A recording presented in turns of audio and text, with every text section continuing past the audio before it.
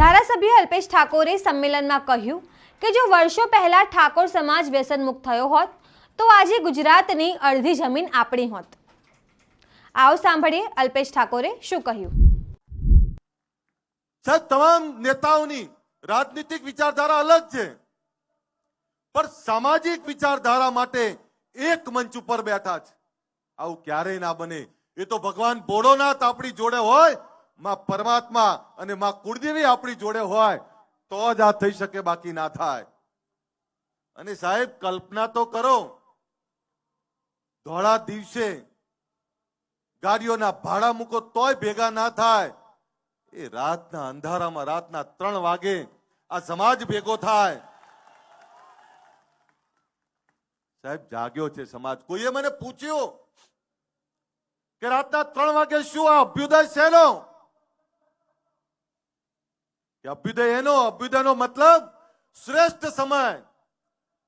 અભ્યુદય એનો કે હા, હવે વ્યસનની સામે જાગ્યા છીએ। એ દિવસ યાદ કરો, 2016 26મી જાન્યુઆરીનો એ દિવસ, જ્યારે જીએમડીસી ગ્રાઉન્ડમાં આપણે લાખોની સંખ્યામાં એકત્રિત થયા હતા અને ત્યારે વાત મૂકી હતી વ્યસન મુક્તિની। અને જ્યારે વ્યસન મુક્તિની વાત મૂકી ત્યારે લોકો આપણા પર હસતા હતા। કેમ હસતા હતા? કે આપણામાં વ્યસનો ખૂબ હતા। કોઈ સમાજનો દીકરો રાહ ભટકેલો દારૂ પીને જતો હોય તો લોકો એવું જ કે આ ઠાકોર હશે। પણ જ્યારે 2016 26મી જાન્યુઆરીએ વ્યસન મુક્તિનો મહાકુંભ કરીને એક વિચારધારા મૂકી કે હવે અમારા નવલહિયા યુવાનોને, અમારા દીકરાઓને ભર જવાનીમાં ખોવા નથી। અમારી દીકરીઓને ભર જવાનીમાં વિધવા નથી જોવી। અમારા દીકરાને દીકરીને અનાથ નથી જોવા। એટલે આ વ્યસન રૂપી રાક્ષસને બગાડવો છે, એના માટેનો વ્યસન મુક્તિનો મહાકુંભ કર્યો। અને સાહેબ, આ ગુજરાત ક્ષત્રિય ઠાકોર સેનાના મારા તમામ યુવાનો, આ યુવાનોનો આભાર માનું કે મેં કોઈ વાત મૂકી, એ વાતને આ યુવાનોએ ઘરે ઘરે સુધી પહોંચાડી, ગામ ગામ સુધી પહોંચાડી। આજે છાતી ખોલીને કહી દઉં કે ગુજરાતમાં ગામડાઓમાં આ સમાજમાં 90-95% વ્યસન મુક્તિ આવી ગઈ છે। હવે શોધવો પડે તમારે કે કોણ પીવે છે।